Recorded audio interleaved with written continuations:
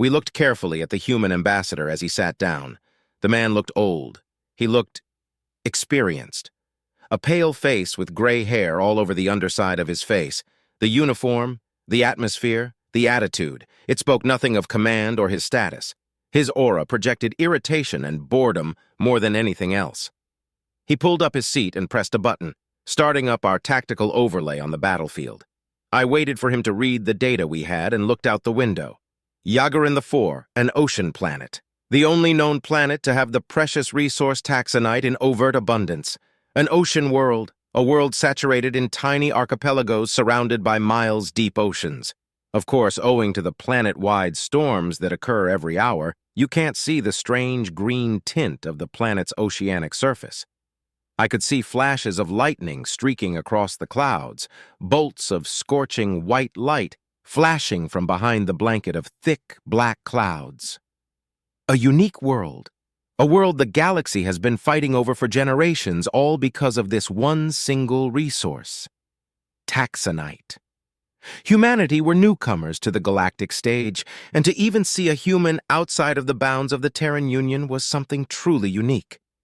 My hoofs nervously clacked against the ground as the Predator's eyes carefully read through the data. Strange. Pardon? I replied, moving from the window. So let me get this straight. You lot have been fighting over control of this world for how long now?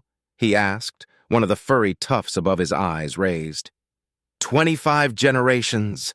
Approximately 2,000 of your Earth years of my math is right, I replied in kind, looking nervously at Hamlin, my compatriot sitting nearby. He let out a noise that sounded like steam coming from a kettle. I didn't know they could do that. Oh my, that's a long-ass time. What exactly are you fighting over? Taxanite. It is a very potent energy source we use to power cities and starships. 10, pounds, I think is the measurement you use, can supply enough energy for a city of 10 million for up to 50 years, Hamlin said matter-of-factly. The human let out that sound again. The human word for it was a whistle. Impressive, so why this planet then? Yagarin IV is a planet that is essentially its own niche of celestial evolution. The planet's geological and tectonic activity give just the right conditions and mineral composition to create this mineral in ridiculous abundance. Other planets have it, of course, but in most cases it's not worth the energy to acquire, but we do it anyway, I said, sitting in my own chair. Okay. So, the entire galaxy uses this stuff? He asked again, as his posture straightened out. Yes, there is enough of it in the universe generally that we can make enough of it to build fleets, make cities, power industries. Every planet in the universe has at least a small amount of it. This planet is simply a natural superproducer, so to speak. So, here we are, Hamlin replied, handing the human a sealed box with a tiny amount of it. A dune situation, huh? I'm going to make the assumption that alternatives have been tried and have not worked. He sat back in his seat and crossed his arms. Of course.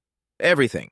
We were even beginning to build I believe the human term is a Dyson sphere, for energy harvesting. Then, various wars over Taxanite left us to abandon the project. That was long ago, though. We went through wind farms, fossil fuels, coal hell, even tried a steam-powered starship at one point. Ancestors, that was a disaster.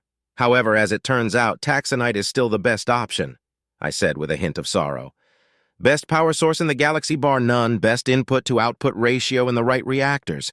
Can power any city with one reactor. A colony can start on any planet with one of these reactors and not run out of energy for 5 generations, eventually finding their own way to sustain their growth with solar power or careful management. But eventually it runs out and we have to get more fuel, Hamlin said, showing various readouts on the console. Ah, have you tried nuclear? He asked, scratching his chin. Yes, nowhere near as efficient. Abundant, but after a time it just wasn't worth it. Meltdowns, fusion explosions. After a time we just gave up, stating it was not worth the risk or investment. It was decent, of course, a very good source of power, but otherwise more useful as weapons against hive swarms. Of course, we haven't had a hive war in centuries, so that tech has fallen out of favor, I said with a sigh. I am assuming everyone has tried a peaceful solution multiple times by now? He asked. Yes, repeatedly.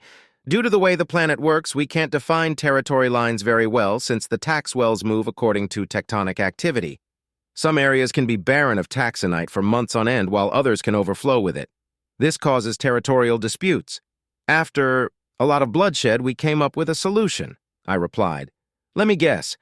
You've come up with a sort of tournament thing where every planetary year you guys form up, duke it out, the winner gets the spoils while the losers have to grab the scraps on the outskirts? He said plainly, making both of us blink in surprise. Well guessed. That is indeed what we do. The territories are respected, of course, at least for the year. Then it starts up again, I replied. Well, you obviously ain't stupid enough to use the resource you are fighting for to power your gear, so I'm guessing it's, fossil fuel. Diesel, maybe. It's an ocean planet. I'm going to assume turbine, screw-driven propulsion on boats. He raised that tuft of fur again as we spoke. Yes, actually. The planet's surface is too tempestuous, so we usually use non-energy-based projectile weaponry. Ion storms, electrical storms, nothing really electronic that's too sophisticated can actually tolerate operating for long, and it's usually very expensive to EMP shield a ship, so we usually just go with cannons or low-power railguns. With localized battery sources, of course, Hamlin explained. How many other factions have you got here? He asked calmly. House Dress of the Vakasan, House Orinth of the Saranai, the Kesuni Syndicate of the Eridani, the Triumvirate of the Tsukani, the Taurian Hierarchy, which is us, and the Olivarchus Orion Nest. Counting yourselves, hopefully on our side, that's 7. We have won the last 2 tournaments. We do, however, have serious reservations on the next. That's why you are here, I said. I see. Well, this is interesting. How long until we got the next tournament? He asked, standing up to lean over the counter. 2 months, Hamlin said. Well, I'm going to need a sample of this Taxanite stuff. See what it is. I will talk to the brass and see what we need to do. Thank you for your time, gentlemen.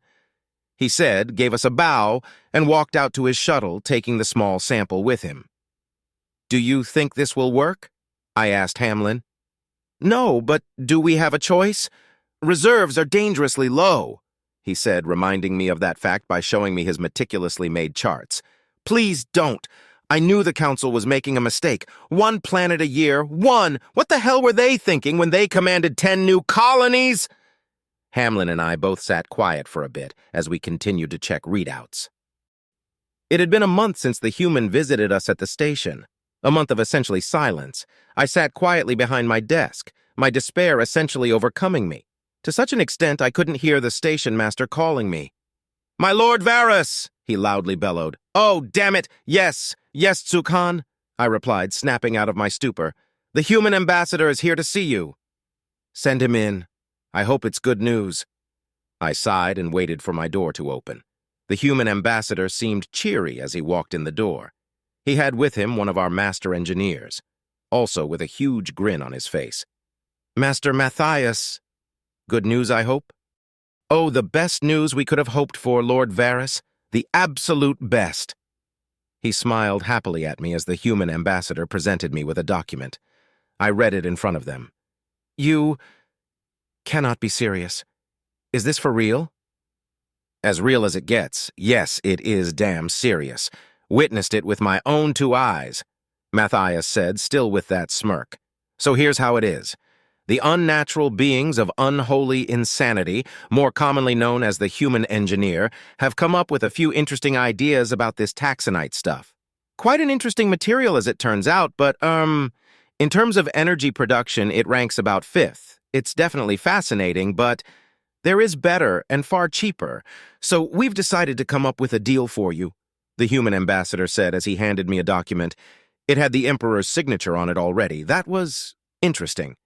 If you lot all immediately cease all mining operations and all hostilities, we will supply you with first-generation tech of ours. And if you give us the planet and hand over all operations to the Terran Republic, we will send out engineering teams to replace all active Taxanite reactors immediately. This includes complete removal and replacement of all reactors, plus full engineering courses to all power plant operators so they can know how to use and improve them, free of charge. I failed to respond as I passed out in my chair. True to their word, Taxanite was rendered worthless within the space of a few months as humanity's relentless march through our engineering core progressed. It wasn't a smooth transition, of course, but it was one that benefited all in the long run. In the end, humanity asked if we would form a sort of galactic council or some kind of governing body to better handle stuff like this in future. We, of course, agreed, but only if humanity started as the leadership.